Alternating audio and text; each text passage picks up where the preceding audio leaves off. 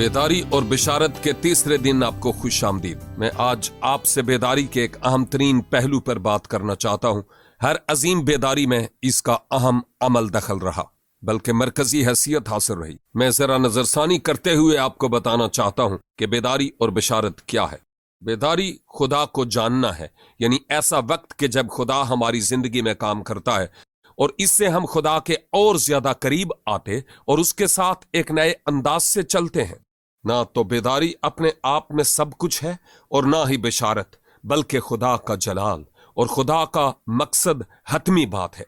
ये वो रास्ता है जिस पर खुदा हमें चलाता है। सबसे ज्यादा अहम तरीन बात जो हमारे समझने के लिए है वो ये है कि जब खुदा हम में काम करता है तो ये इसलिए नहीं कि वो हमें हकीर समझे या हमें किसी बात के बारे में कायल करे और हम अपने बारे में बुरा महसूस करने लगें। खुदा हमें उस राह पर डालना चाहता है जो उसके मकसद के मुताबिक हो। अब सवाल यह पैदा होता है कि खुदा का मकसद क्या है।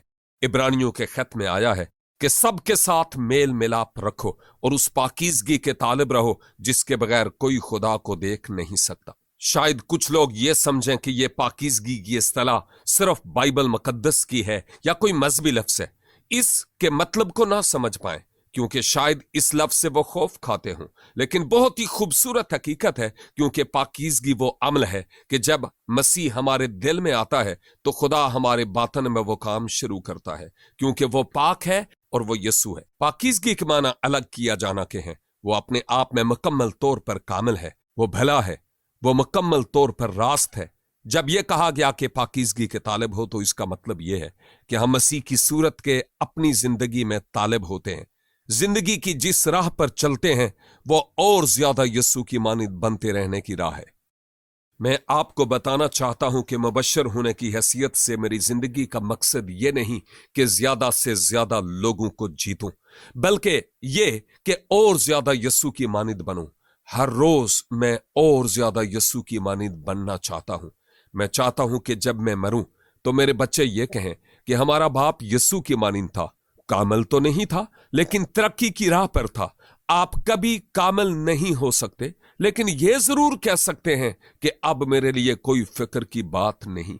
मैं अपनी जिंदगी में और ज्यादा और ज्यादा और ज्यादा यीशु की मानिंद बनता चला जाता हूं। मैंने रोमानिया से मुताल्लिक कल आपसे बात की। वहां एक पासबान था जिसको खुदा ने रोमानिया में बड़ी बेदारी के लिए इस्तेमाल किया। जैसा मैंने कल आपको बताया था, उसने लोगों को तालीम दी, लेकिन एक और काम भी उसने किया।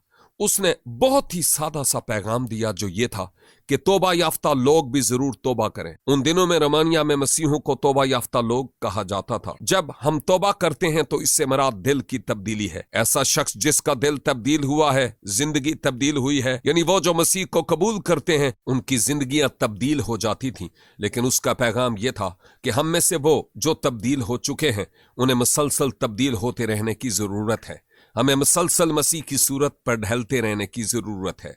मैं हर रोज और ज्यादा मसीह की मानिंद बनता चला जाऊं। जब रोमानिया के मसीहों ने इस रोया को अपना लिया तो फिर वहां बेदारी आई।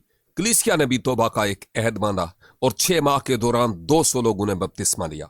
उन दिनों में इश्तराकियत के जबर के सबब से वहां पर बपतिस्मा लेना इंतहाई खतरनाक बात थी। लोगों के तब्दील हो जाने के सबब से उन दिनों में 200 लोग बपतिस्मा पाए। जब मसीही लोग तब्दील होते तो यूं लगता था कि वो रोज बरोज यीशु की मानिंद बनते चले जाते हैं। दुनिया देखती थी कि उनमें क्या तब्दीली आ रही है और खुदा जो कुछ उनकी जिंदगी में करता था उसके सबब से दुनिया की तवज्जो उनकी तरफ गई। इससे यह मुराद नहीं कि आप कामिल हैं, ना ही यह कि आप बेदार हो चुके, बल्कि इसका यह मतलब है कि आप तब्दीली के अमल से गुजर रहे हैं।